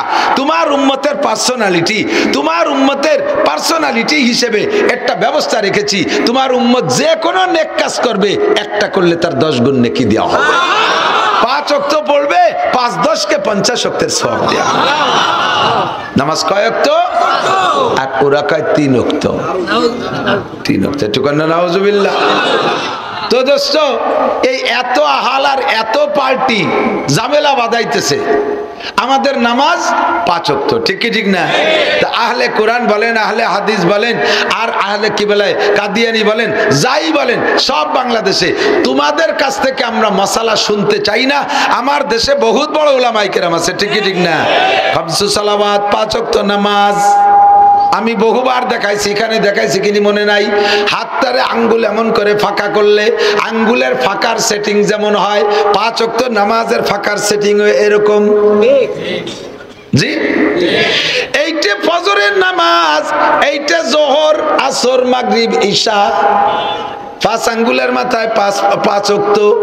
এইটার থেকে এইটার দূরত্ব যতটুক, এইটার থেকে এইটার দূরত্ব তার চেয়ে একটু কম। এইটা ফজর, এইটা জোহর, মাঝারি ফাঁকা। আসর, মাগরিব, ঈশা ছোট ছোট ফাঁকা, ঠিক না? এইটা যদি ফজর হয় আর এইটা যদি ঈশা হয়, আর এভাবে যদি ওয়াক্তের ডিসটেন্স বানাই, তাহলে ঈশার পরে আবার ফজর, তো এইটা ঈশার পরে সারা রাতে একটা লম্বা ফাঁকার পরে ফজর, সবচেয়ে বড় গ্যাপ। আল্লাহ রাসূল বলেন আসসালাওয়াতুল খামস, তোমার সগীরা গুনাহ maaf করে দেওয়ার জন্য আল্লাহ যে সিস্টেম রেখেছে 3টে ইবাদত। বলেন কয়টা? 1 নম্বরে, আরে বাতাস দিও না, ঘামতে থাকবো, একটু নাচতেও না, কিন্তু কইতো মাঝে মাঝে। আল্লাহ নবী প্রচন্ড শীতের সময় যদি হুজুরের পর ওহী আসতো, হুজুর ঘামিয়ে যাইতেন সারা গা। কাজেই আমরাও কোরআনের বয়ান করার সময় ঘামিয়ে যাবো, এটা ওহীর বরকত। এটা বাতাস নিয়ে ঠান্ডা করা যাবে না, আমার গলা বসে যায়। আল্লাহ 3টে ইবাদতের মাধ্যমে তোমার ফাঁকের সব সগীরা গুনাহ মাফ করা হবে। এর জন্য তওবা করা লাগবে না, এর জন্য তওবা করা লাগবে না। 1 নম্বরে আসসালাওয়াতুল খামস, 5 ওয়াক্ত নামাজ। প্রত্যেক 2 নামাজের মাঝখানে যত সগীরা গুনাহ হবে, সব সগীরা গুনাহ 2 নামাজে খেয়ে ফেলে। 1 নম্বর 5 ওয়াক্ত নামাজ। 2 নম্বরে আল জুমুয়া তুইলাল জুমুয়া, গত জুমায় নামাজ পড়েছেন, আজকে গেল রবিবার, আগামী 4 দিন পরে আসবে আবার জুমার নামাজ। হুজুর বলেন ওয়াল জুমুয়া তুইলাল জুমুয়া, গত জুমায় নামাজ পড়েছো, আগামী জুমায় আবার নামাজ পড়বা। মাঝখানে 6 দিনে যত সগীরা গুনাহ হবে সব 2 জুমায় শেষ করে দেয়। 3 নম্বর ইবাদত রমাদান ইলা রমাদান, গত রমজানে রোজা রেখেছো বান্দা, আগামী রমজানে আবার রোজা রাখবা, বেঁচে থাকলে নিয়ত আছে রোজা রাখবো। এই 2 রমজানের মাঝখানে 11 মাস, কয় মাস? মোট বছরে 12 মাস, রমজান বাদ দিলে 11 মাস, রমজান টু রমজান মাঝখানে 11 মাস। এর এই 11 মাসে যত যুবক আমার দিক যদি কয় বাদাম দেওয়া হবে, তাহলে শুনে লাভ ভাইয়া, গোপাল বিড়ি দেবো, লাভ দিয়ে চলে আসবে। ভালো রেশন গত রমজানে রোজা রেখেছো, আগামী রমজানে আবার রোজা রাখবা, মাঝখানে 11 মাসে সগীরা গুনাহ হতে পারে কিনা? জোরে বলেন পারে। এর থেকে কোনো তওবা করা লাগবে না। 2টা রমজানে রোজা রাখলে মাঝখানের 11 মাসের সব সগীরা গুনাহ মাফ। শর্ত হলো ইনতাজতানিবু কাবায়ের, ইনতাজতানিবু কাবায়ের। যদি আপনি কবিরা গুনাহ ছাড়েন তাহলে এই ইবাদতের মাধ্যমে সগীরা গুনাহ মাফ হবে। ওদিকে আপনি পাইকারি দরে কবিরা গুনাহ করে যাচ্ছেন, আবার এই 2-3 প্রকারের ইবাদতও করতেছেন। এই 3 প্রকারের ইবাদতে তখন কার্যকারী হবে না, মাঝখানের সগীরা মাফ হবে না। শর্ত হলো কবিরা আপনার ছাড়তে হবে, এরপরে 3 প্রকারের ইবাদত, মাঝখানের গ্যাপের সব সগীরা গুনাহ মাফ। বাঙালিরা বড় চালাক, কয় 2 রমজানে রোজা রাখলি যদি মাঝখানের 11 মাসের সগীরা গুনাহ মাফ হয়, তাই তো ওক্তিও নামাজও তার পেটের মধ্যে আছে, অত ভরা লাগে না। জুমর নামাজও তো 11 মাসের মধ্যে। আরে 2 রমজানে রোজা রাখলে 11 মাসের সগীরা গুনাহ মাফ, তাই মাঝে জুমর নামাজ আর ওক্তিও নামাজ তো লাগতেছে না। হুজুর কয় তোমার চাইতে আমরা চালাক কম না। আমি ইবাদতের সিরিয়ালটা রাখছি কি, 2 রমজানে কাজ করার জন্য মাঝখানে লাগবে 52টা জুমা। 2 জুমায় কাজ করার জন্য লাগবে মাঝখানে 7 দিনে বা 6 দিনে 5 ওয়াক্ত নামাজ। আগে রাখছি নামাজ। যদি তোমার আমল নামায় 5 ওয়াক্ত নামাজ থাকে, তাহলে নামাজের মাঝখানের গুনাহ মাপের সাথে সাথে 2টা জুমা তোমার কাজে আসবে। এবার 2টা জুমা দৈনন্দিন 5 ওয়াক্ত নামাজ, এই 2 প্রকার ইবাদত যদি তোমার আমল নামায় থাকে, তাহলে 2 রমজান কার্যকারী হবে। যদি এই ইবাদত না থাকে তাহলে 2 রমজান ফেল। যদি 2 জুমা না থাকে, যদি 5 ওয়াক্ত নামাজ না থাকে, তাহলে 2 জুমাও আকেজো, ওতেও কাজ হবে না। ভালো করে বুঝে নিতে হবে। 5 ওয়াক্ত নামাজ যদি থাকে তাহলে সাথে 2 জুমা আরো উপকারী হবে। 2 জুমা আর মাঝখানে 5 ওয়াক্ত নামাজ যদি থাকে, 2 রমজান আরো কার্যকারী। যদি কোনো বান্দা নিয়মিত 5 ওয়াক্ত নামাজ পড়ে আর রমজানের রোজার 2 জুমাগুলো ঠিক করে আদায় করে, রমজান মাসের রোজা রাখে, ওই লোকটার আমল নামায় কোনো সগীরা গুনাহ থাকে না। শর্ত হলো ইনতাজতানিবু কাবায়ের, কবিরা গুনাহ আপনাকে বুঝে ছেড়ে দিতে হবে। বুঝেন নাই? কি ছাড়তে হবে? আবু হুরায়রা রাদিয়াল্লাহু তাআলা আনহুকে নিয়ে সাহাবায়ে কিরামকে নিয়ে হুজুর বসে বয়ান করতেছেন। এর মধ্যে হুজুর বলেন 5টা কথা বলবো, কে নিবা? নিজে আমল করবে, অন্যরা শিখাই দিবা, তারা আমল করবে। এই জায়গা হযরত আবু হুরায়রা দাঁড়াইলেন। ফাকাযা বিয়াদি, আবু হুরায়রা কা হুজুর আমার হাত ধরে বসছে, আমার হাত ধরে বসছে। ফাদাহুন্না ফিহা, এই 5টা কথা আমার হাতের মধ্যে গুনছে, 5 আঙ্গুলি 5টা। তো ধৈর্য সর্বপ্রথম বলে ইত্তাকিল মাহারিম, যত হারাম আছে সব হারাম কবিরা গুনাহ, যত হারাম আছে সব হারাম। হুজুর বলে ইত্তাকিল মাহারিম, 1 নম্বরে হারাম ছেড়ে দাও। তাকুন আবাদান নাস, তাহলে তুমি হবা সবচেয়ে বড় বুজুর্গ। বোঝে নাই? কি বলছে? বেশি বেশি হজ করো, সবচেয়ে বড় আবেদ। বেশি উমরা করো, বছরে 3-4টে উমরা করো, বড় আবেদ। মাসে 3টে কোরআন খতম দাও, বড় আবেদ। সারা রাত দাঁড়ায় তাহাজ্জুদ পড়ো, বড় আবেদ। মাসে 3 দিন লাগাও, বছরে 3 চিল্লা লাগাও, প্রত্যেক বছরে 2 বার চরমুনাই যাও, সবচেয়ে বড় আবেদ। এর একটাও বলে নাই নবী, এর একটাও বলে নাই ইবাদত করে বড় আবেদ। হুজুর তা বলেন নাই। হুজুর বলেছেন ইত্তাকিল মাহারিম, হারাম গুনাহ হারাম কাজ ছেড়ে দাও। তাকুন আবাদান নাস, তাহলে তুমি বড় আবেদ হবা। বুঝেন নাই কথা?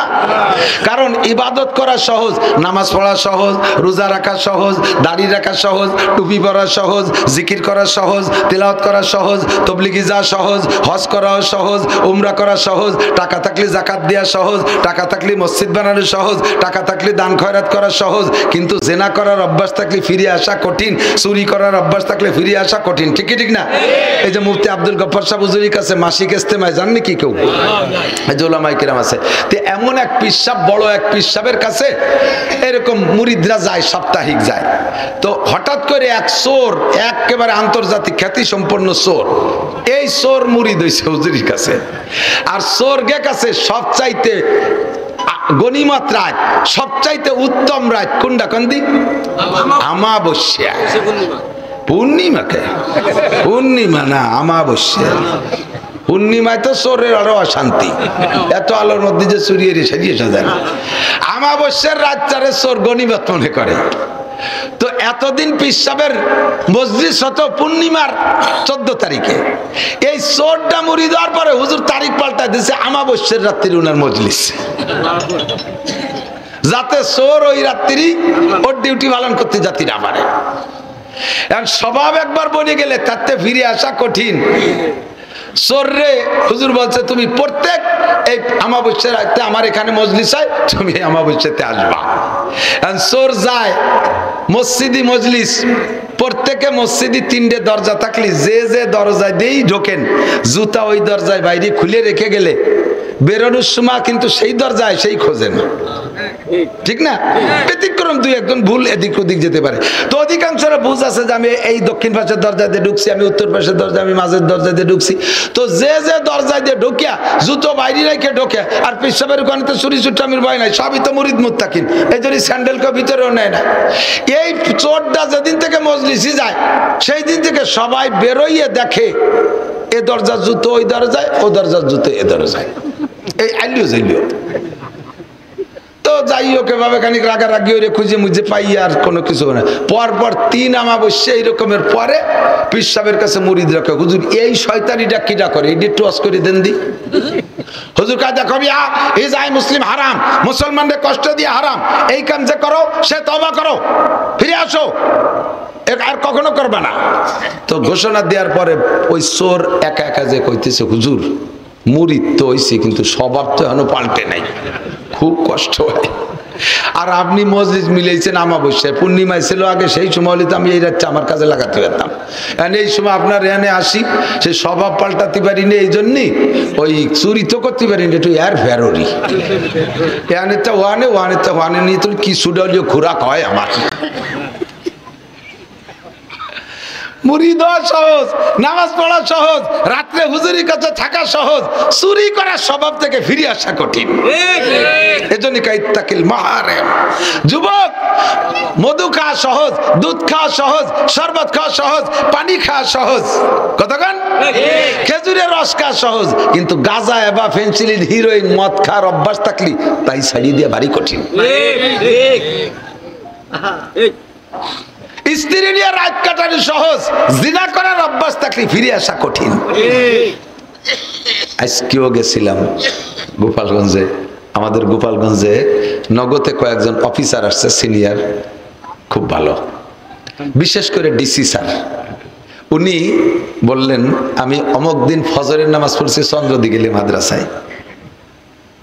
মানে আমি মনে করছি যে যাতায়াতের পথে পেঁচে গেছে, তাই কয় না, আমি গোপালগঞ্জে থাকি, ফজর পড়ছি চন্দ্রদিঘিলে যাইয়া, অমুক দিন ফজর পড়ছি ভবানীপুর মাদ্রাসায় যে, অমুক দিন নীলের মাঠ মাদ্রাসায় যে পড়ছি, অমুক দিন ডুমদে মাদ্রাসায় পড়ছি।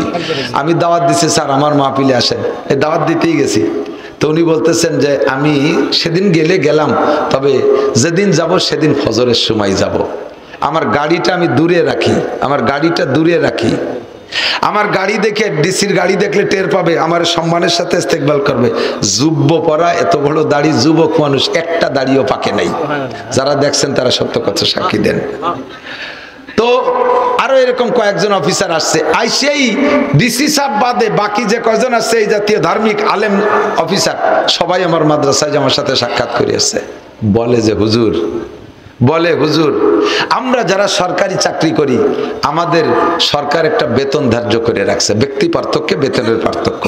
তো আমরা এই বেতনটারে হালাল করার জন্যই মনে করি যে এই চেয়ারটায় বসাই আমার বেতন হালালের কারণ। চেয়ারে বসবো, বেতনটা হালাল, বাকি আমার কামাই করতে হবে কাজের বিনিময়ে মানুষের কাছ থেকে। কি কইছে টের পান নাই?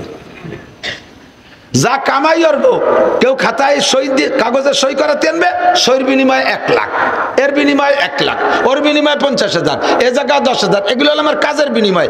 আর আমার যে বেতনটা পাই ওটা হলো চেয়ারের ফজিলাতে পাই, ওটাতে এমনি আমার ব্যাংকে ঢুকে যায়, এটা আমার পারিশ্রমিক না। আমার পারিশ্রমিক হলে পরিশ্রম করে হাতে হাতে কামাই করে নেবো। সমস্ত কর্মচারী এই বুঝে রয়েছে, তার নামই হলো ঘুষ। বেতন যেটা, এটা আমি কাজ না করি এই চেয়ারে যদি বসে থাকি অনায়াসে ঢুকে যায়। কাজে আমার বেতনটা আমার পরিশ্রমের বিনিময় না, এটা আমার চেয়ারের বিনিময়। আর পরিশ্রমের বিনিময়টা আমি মানুষের কাছে আদায় করে নেই, এইটা আমি হালাল মনে করি, এতে আমাকে ধ্বংস করে দিয়েছে। ছোট থেকে বড় সব ঘুষখোর, পিওর ভালো মানুষ কেউ নাই।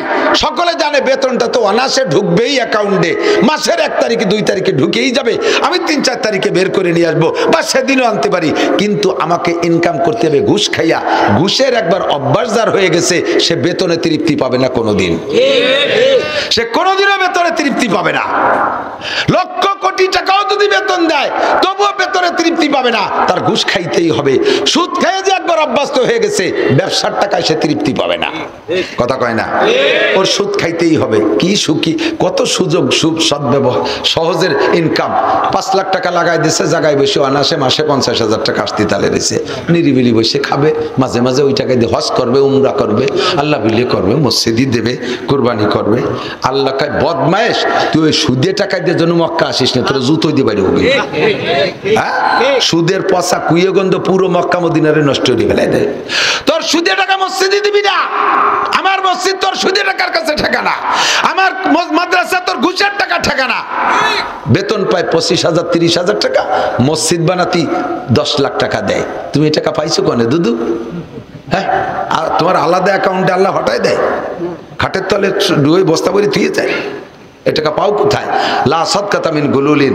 ভালো করে মনে রাখবেন, ইনতাজতানিবু কাবায়ের, যত কবিরা গুনাহ আছে জানতেকের বাকি নাই।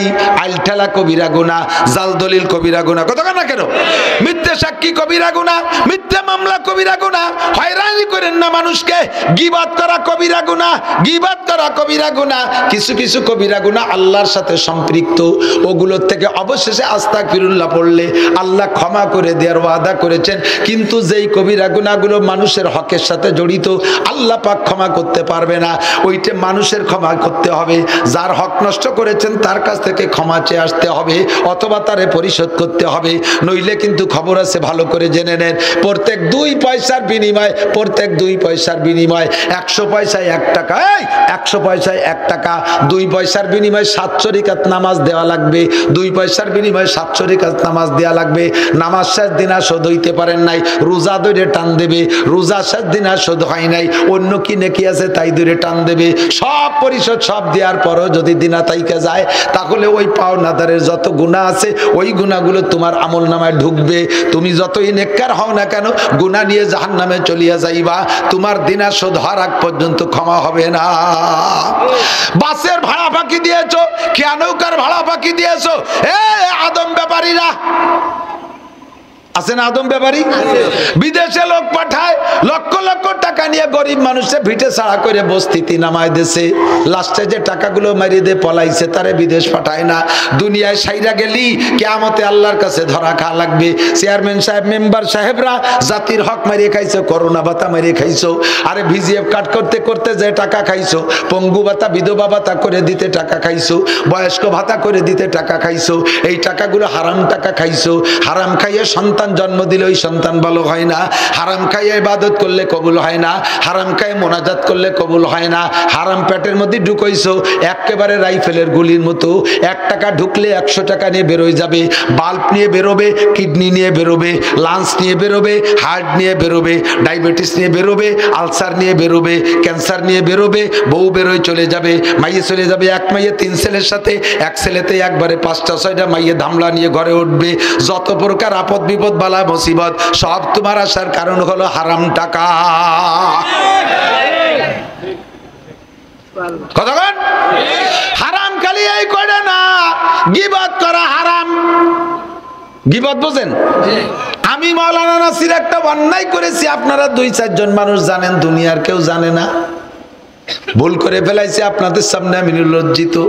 আমাকে দুনিয়ার মানুষের সম্মান দেয়, আমার এই সম্মানটা আপনার ভালো লাগে না। এবার মজলিসে কোনো জায়গা বসলে আমার প্রশংসা যদি কেউ আলোচনা করে, আপনি সেই সময় বাধা দেন, যেই হুজুরের প্রশংসা করতেছো তোমরা কি তারে চেনো, উনি এই করে, এই কইয়া আমার ওই জায়গা বসাই দিল। ভালো করে মনে রাখবেন, এর নাম গীবত। এতে 2টা অপরাধ, এক নম্বর দুইটা সমস্যা। এক নম্বর সমস্যা হলো আমি ওই গুনাহ করে যে গুনাহ কামাই করছি, আমি ওই অন্যায়তে যে গুনাহ করেছি, সেই গুনাহগুলো সব আপনার আমলনামায় চলে যাবে, আর ওখান থেকে নেকি আইসা আমার শূন্য স্থান পূর্ণ হয়ে যাবে। অনাসে জায়গায় বসে আনন্দের সাথে বস্তা বস্তা গুনাহ কামাই করতেছেন, নিজের অর্জিত নেকিগুলো ওই অপরাধীর আমলনামায় পাঠিয়ে দিচ্ছেন, একটুও কেউ চিন্তা করেন না কাজটা করতেছেন কি। আল্লাহু আকবার। আরেকটা কথা শুনে, এই যুবক আমার দিক, আরেকটা কথা শুনে নেন। বসে বসে হাসি আনন্দের ভিতরে গল্প করতে করতে গীবত করেই যাচ্ছেন। আর গীবতের একটা স্বভাব হলো, গীবত মানে ঘি ভাত, আলু ভর্তার সাথে ঘি নিলি যেমন মজা লাগে, খালি খাইতে মনে চায়, গীবত ওই রকম মজা লাগে, বলতেও ভালো লাগে, শুনতেও ভালো লাগে। বলনেওয়ালা যদি কদ্দুর যে থামিয়ে যায় আর আগের টুক না কয়, শুননেওয়ালারা কয় শেষের টুক তো কলি না, খুশাই আইলিয়ে দেয়, কথা বল না কে? শেষের টুক তো কইলি না। ভালো করে মনে রাখবেন, আমি যে অন্যায়টা করেছি, এই অন্যায়টা সমাজে প্রচার পাইলে আসলে আমি অপমানিত হই, মানুষের কাছে লাঞ্ছিত হই, বঞ্চিত হই, ধিক্কৃত হই, একথা সত্য। এই কারণেই আপনি এই কামটা করেছেন। আমি করে ভুল করে ফেলাইছি, গভীর রাত্রে আল্লাহর সাথে যোগাযোগ কইরা আমি ওইটা আল্লাহর সাথে সমাধান করে ফেলাইছি, আমি ক্ষমা চেয়ে নিছি। এবার আমার এই বদনামটা যে কয়জন বলা বলি করবেন মানুষের কাছে বলা বলি করবেন আমারে খাটো করার জন্য, আল্লাহ কয় ওই কয়জন রে আমি মরার আগে ওই কাম না করায় দুনিয়ার থেকে নেব না। ওই কাম করাইয়া তার চাইতে বেশি অপমান করে তারপরে দুনিয়ার থেকে নেব। আল্লাহ পাক বলে ইয়া আইয়ুহাল্লাযীনা আমানু ইজতানিবু কাসীরাম মিনায-যন ইন্না বা'দায-যন্নি ইসমুন ওয়া লা তাজাসসু ওয়া লা ইয়াগতাব বা'দুকুম বা'দা। মানুষের কর্মের উপরে কুধারণা করো না, কুধারণা করো না, মানুষের কর্মের পর কুধারণা করো না, আর কের পেছনে যে গোয়েন্দাগিরি করো না। ও কি করে একটু খুঁজে দেখি, ও কোথায় যায় একটু কি মারি দেখি, ও কি করে একটু দেখি, গোয়েন্দাগিরি করো না। তুমি যদি গোয়েন্দাগিরি করো তুমি করবা একা, তোমার কাজের পিছনে আল্লাহ লাগাই দেবে হাজার মানুষকে। ওয়ালা তাজাসসু, গোয়েন্দাগিরি করো না। আর ওয়ালা ইয়াগতাব বা'দুকুম বা'দা, একে অপরের গীবাত করো না। যা আইয়ুহিব্বু আহাদুকুম আইয়াকুলা লাহমা আখিহি মাইতান, তুমি যার গীবাত করতেছো ও যদি মারা যায়, তার মরা গোশত খাওয়া যেমন অপরাধ, তার জীবদ্দশায় তার গীবাত করা সমপরিমাণ অপরাধ। আল্লাহ পাক বলেন আইয়ুহিব্বু আহাদুকুম আইয়াকুলা লাহমা আখিহি মাইতান, তুমি কি তোমার মরা ভাইয়ের গোশত খাইতে পছন্দ করো? আল্লাহ কয় ফাকারি তুমি তা পছন্দ করো না, অবশ্যই তা ঘৃণা করো। যদি তুমি তাই ঘৃণা করো তাহলে গীবতকে পরিহার করো, গীবতকে পরিহার করো। যে কোনো জায়গা বসলে হাসিনেরে গাইলিও বা খালেদারে গাইলিও বা এর সাথে কবরেতে উঠাইয়া চাবুক মারবা, দুনিয়ার গীবত শেখায়ত। নিজে কি সাধ্য তেতলি রাটি? তোমার পাশায় কি কিছু মাহানু নাই? নিজে সেরই বেড়ে লুঙ্গি মাহাই লইছো, আর একজন গায়ে তুই ভাত দিছিস কে, তোর গায়ে দিয়ে গন্ধ আসতেছে। আর একজন বাইসার লোকের তাতে গন্ধ, তোমার নিচে টুকটি ছেড়েই বেড়ে নষ্ট হয়ে ফেলাইছো, হিসেব আছে?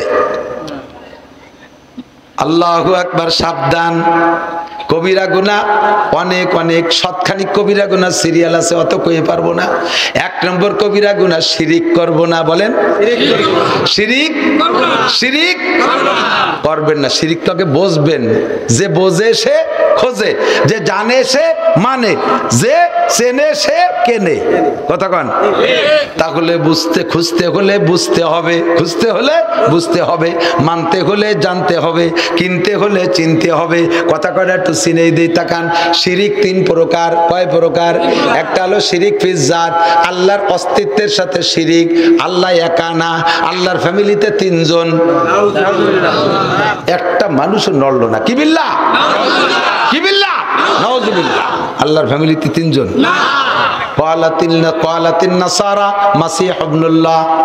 নাসারা খ্রিস্টানরা কয় আল্লাহর ফ্যামিলিতে তিনজন, বুড়ো আল্লাহ একজন, আল্লাহর স্ত্রী মারিয়াম, আল্লাহর ছেলে ঈসা।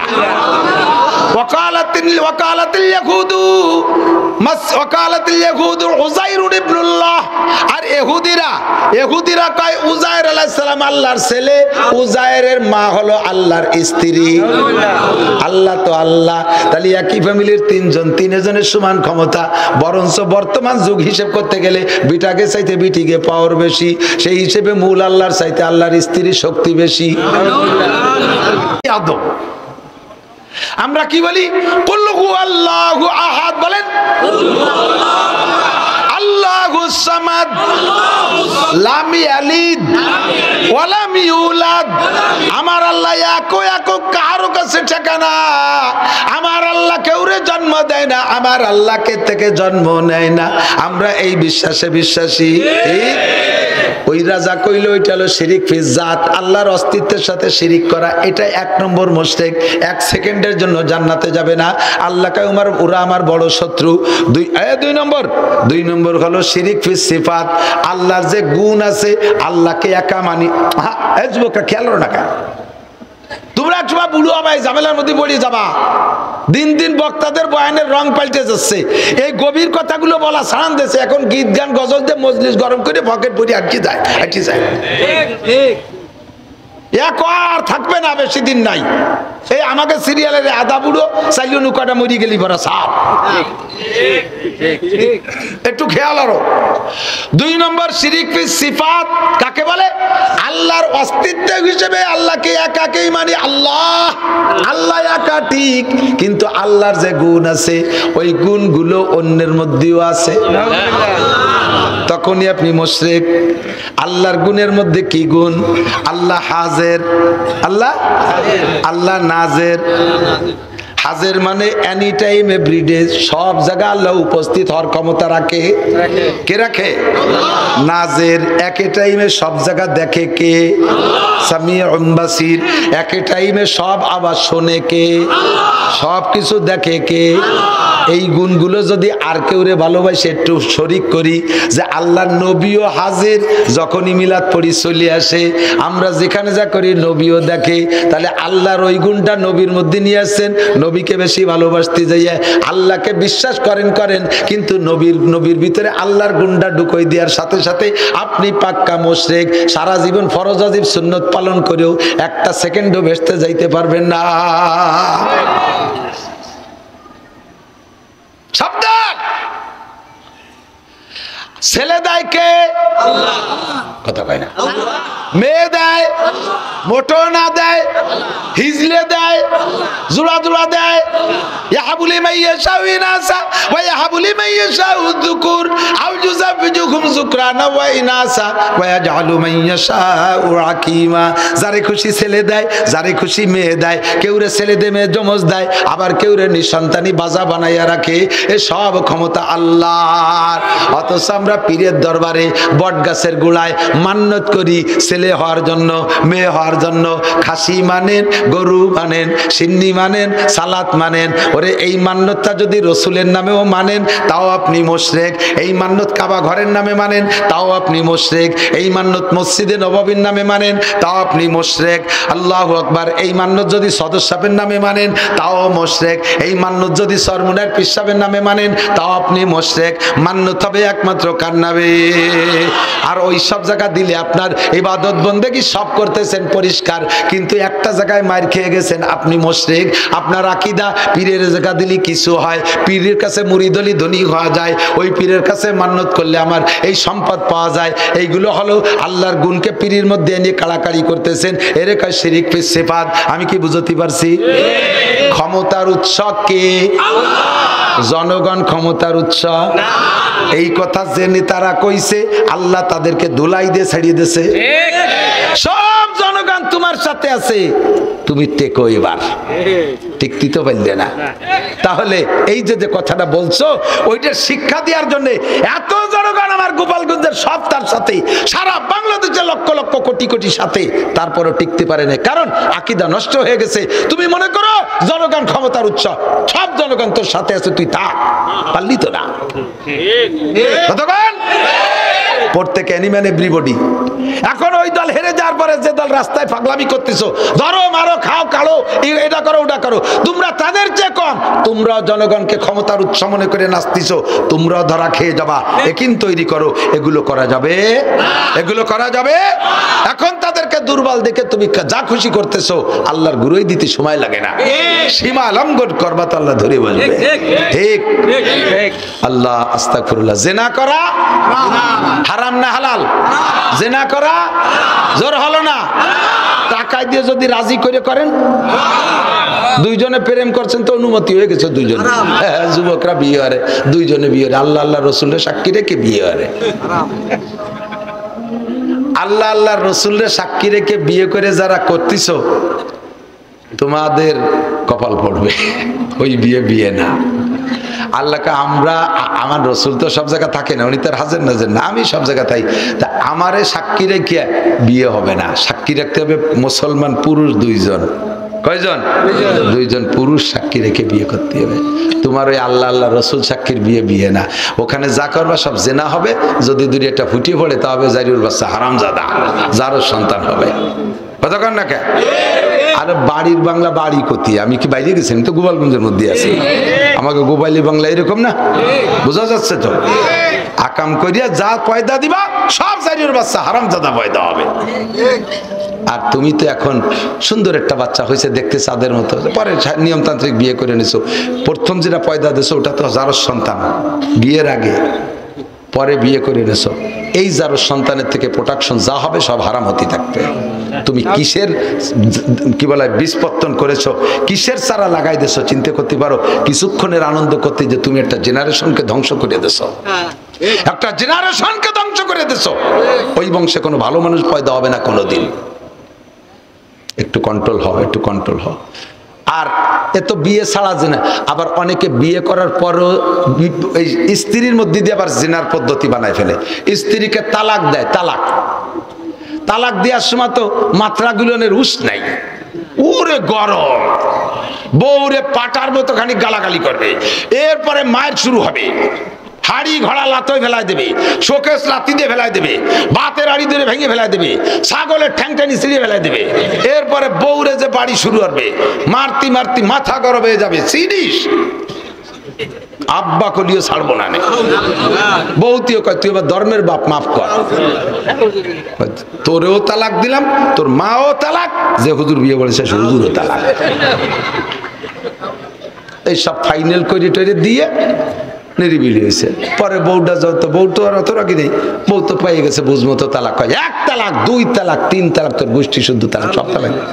এরপরে বউটা ব্যাটিং বুটিং নিয়ে রওনা দিয়েছে। কিছুক্ষণ পর যখন উস হয়েছে, ছোট ছোট বাচ্চারা কাঁদতেছে, কোয়ানে যাও সুরের, কোয়ানে যাও, কথা বলবে না, তোমার সাথে কথা বলা হারাম, তুমি আমার তালাক দিছ। তালাক দিছি শুনছে কিনা? কয় আমি শুনছি, আল্লাহ শুনছে। কয় ওই নেই তালাক। রাগের সময় তালাক দিলি তালাক হয়? আমি তো রাগিয়ে গেছি সেই জন্য তালাক দিছি। তাই তুমি খুশির সময় তালাক দাও কোনোদিন? বউ নিয়ে আনন্দ করে কম্বলের তলে শুয়ে রয়েছেন, বাকি যা হবার সব হয়ে গেছে, শেষ রাত্রির বউডারে বউর সাথে জড়াই দিয়ে মোহাব্বতের সাথে দুটো সুমো দিয়ে কয় তোমার খুব ভালোবাসি, এই জন্য 3টে তালাক দিলাম। একেও কয় ভালোবাসার সময় তালাক দিলে না, তালাক দিলে না, আর রাগের সময় দিলে হবে না, তাই তালাক হবে কবে? কিছু কিছু মৌলবী কাঠমুল্লা 200 টাকা খাইয়া এই সমস্ত জায়গা মিথ্যা ফতোয়া দেয়, রাগের সময় তালাক দিলে আছে না নাই? এর দুটি একটা মৌলবীরে পাইলে আমার কাছে নিয়ে আসবেন, পানিশমেন্ট দেবো ওই মাদ্রাসায় ফেলে। 200 টাকা খাইয়া স্থায়ীভাবে একটা জিনার দরজা খুলে দিছিস, ওই পরিবারে যা হবে সমস্ত জিনা আর জিনার গুনাহ আর ওই হারামজাদা পয়দা দেবে, সবগুলো তোর বস্তার মধ্যে ভরা হবে। লেখাপড়া কিচ্ছু জানে না, মসজিদে ইমামতি করতে যাই, ফতোয়া দেওয়ার জন্য দাঁতে দাঁড় দিয়ে ঘুরিয়ে বেড়ায়, ঠোঁটে গ্রীষ্ম হয় তেল তেলে রায় যাতে তাড়াতাড়ি কই বেলান যায়। হ্যাঁ, তালাক দিয়ে এরপরে গেছে, যখন আমাদের কাছে এসে আমরা বলছি তালাক হয়ে গেছে, কয় তারপরে খোঁজে যে কাগি কাছে গেলে এই তালাক হয় না শুনি। পরে শুনছে যে আহলে হাদিস আলারা কয় একবারে 3 তালাক দিলে তাতে 1 তালাক হয়। ওই জায়গায় যে শুনি এসে ফিরে বউ নিয়ে ঘর সংসার শুরু করে দিয়েছে। এ আছে না নাই? বউ হারাম, এখন যা করতে সব জেনা হচ্ছে, যা পর্দা হবে সব জারস সন্তান। 1 তালাক দিলে 3 তালাক হবে কে? আপনি আমার কাছে এদিক তাকান, আপনি আমার কাছে 300 টাকা পাবেন। আমি নেওয়ার সময় বলছি আমি তো গরিব মানুষ, কষ্ট করে পারবো না, আমি 3 মাসে 300 টাকা দেব। 3 মাসে, তাহলে এইটাই আমার পরিশোধের জন্য একটা সুন্নতি তরিকা। জানুয়ারিতে, ডিসেম্বরে 100, জানুয়ারিতে 100, ফেব্রুয়ারিতে 100, এটা আমার সুন্নতি, ওয়াদা অনুযায়ী সুন্নতি না? এখন যদি আমি টাকা পেয়ে যাই একবারে, যদি আপনারা 300 টাকা দিই, তাতে তো 100 টাকা দেওয়া হবে। 300 টাকা একবারে দিয়ে দিলাম, কথা ছিল 3 মাসে দেব 300, কিন্তু একবারে 300 দিলাম, তাতে 100 দিয়ে হবে না? কত হবে? তাহলে এখন 300 লিবার ও জায়গা 3 তালাক 1 তালাক হবে কে?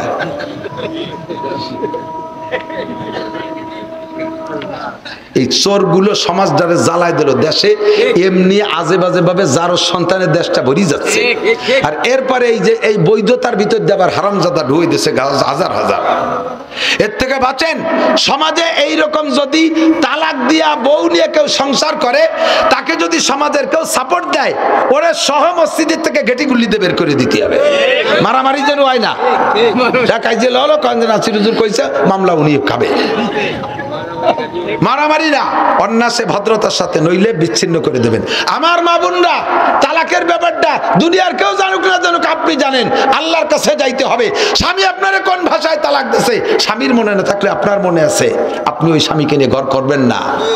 হারামজাদা সন্তান, জারজ সন্তানে প্রোটেকশন দিয়েন না, সমাজটারে পাক করতে দেন। নাপাকের মধ্যে যে না ইনতাজতানিবু কাবায়ের, যদি কবিরা গুনাহ থেকে বাঁচো, আল্লাহ কা নুকাফির আনকুম সাইয়্যাতিকুম, তোমার সমস্ত সগীরা গুনাহ আমি মাফ করে দেব। চেষ্টা করা যাবে না? যাবে? দাড়ি কাটা সগীরা না কবিরা? বলেন, দাড়ি কাটা সগীরা না কবিরা?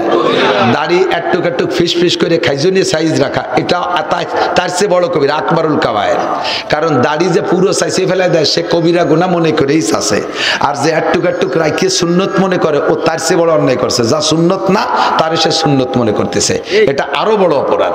দাড়ি রাখবেন সর্বনিম্ন, বাড়তে বাড়তে 1 মুঠ পর্যন্ত অতি দিতে হবে। অনেকে দাড়ি লম্বাই হয় না, ও না কাটলেও খাটোই ছোট ছোট থাকে, তাতে দোষ নাই, কিন্তু আগা ছাড়তে পারবেন না।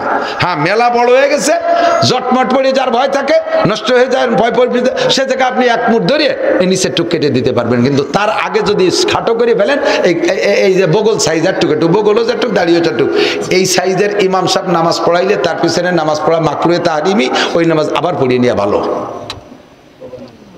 বুঝে আসছে কথা? এগুলো সব কবিরা গুনাহ। টাকনু সিয়ে প্যান্ট পাজামা পরা পুরুষের কবিরা গুনাহ, মহিলাদের টাকনুর উপরে কাপড় পরা কবিরা গুনাহ, মহিলাদের সারা শরীর ঢেকে রাখা ফরজ, শরীরে যে কোনো জায়গা বের করে পর পুরুষের সামনে যা কবিরা গুনাহ। আর পুরুষের টাকনু সিয়ে কাপড় পরা কবিরা গুনাহ, নাভি বের করে দিয়ে পাশা পিঠ এপাশ ওপাশ খুলে দিয়ে প্যান্ট পরছে, লুঙ্গি পরছে, একের বুড়িটা নামাই দিয়ে কবিরা গুনাহ। এই কবিরা গুনাহ থেকে বাঁচেন, আল্লাহ তাআলা বাঁচার তৌফিক দান করুক। কষ্ট পেয়েছেন? আমি বুঝাইতে চাইছি এটা নেকি তো কামাই করবই, সবচাইতে বড় ইনকাম হলো গুনাহ থেকে বেঁচে থাকা, গুনাহ পরিহার করা। চেষ্টা করা যাবে যুবকরা? যুবকরা যাবে চেষ্টা করা? আজকের এই মজলিসে এখানে জামাতে নামাজ হবে, না পড়ে চলে যান নিয়ত আছে কার কার? একজনও না। যেহেতু হাত উঠান নেই, সকলে এখানে ওয়াদা করলেন নামাজ পড়বেন, মিস করবেন না। মাদ্রাসা, আমি গত বছর এসে বাথরুম ভালো পাইনি, না তার আগের বছর জন্য, এবছর বাথরুমটা সুন্দর হয়েছে, খুব ভালো লাগছে। মাদ্রাসার লেখাপড়ার পরিবেশও ভালো, ভিতরটা খুবই ভালো লাগে। ছোট্ট হলেও একটা পরিপাটি পরিবেশ, স্যার রুচিশীল মানুষ, উনি অনেক সুন্দর দেখভাল করে, শিক্ষক ছাত্ররা খুব ভালো। তো ভালো কিছু হলে তার সাথে আর একটু সাপোর্ট দিলে আরো ভালো হবে না? তা আমি বড় অঙ্কে কালেকশন, উনিও বলে না আমি পারিও না করিও না, প্রত্যেকের পকেটে বিসমিল্লাহ করে হাত দিলে আজকে যা পকেটে আছে তার থেকে হয় সব নয় কিছু একটু রেডি করে ফেলেন। কেউ নড়বে না, ছাত্ররা যুবকরা পিছনে কেউ যাবে না, ছাত্ররা ভিতরে যাবে, এক্ষুনি যাবে, সবাই ভিতরে যাবে। কই ছাত্ররা কই? ভলান্টিয়াররা কই গেল? ভলান্টিয়াররা আসো আসো তাড়াতাড়ি, জামার আঁচল নিয়ে, জামার কোরস নিয়ে ভিতরে এই দিক দিয়ে যেতে হয়, এই দিক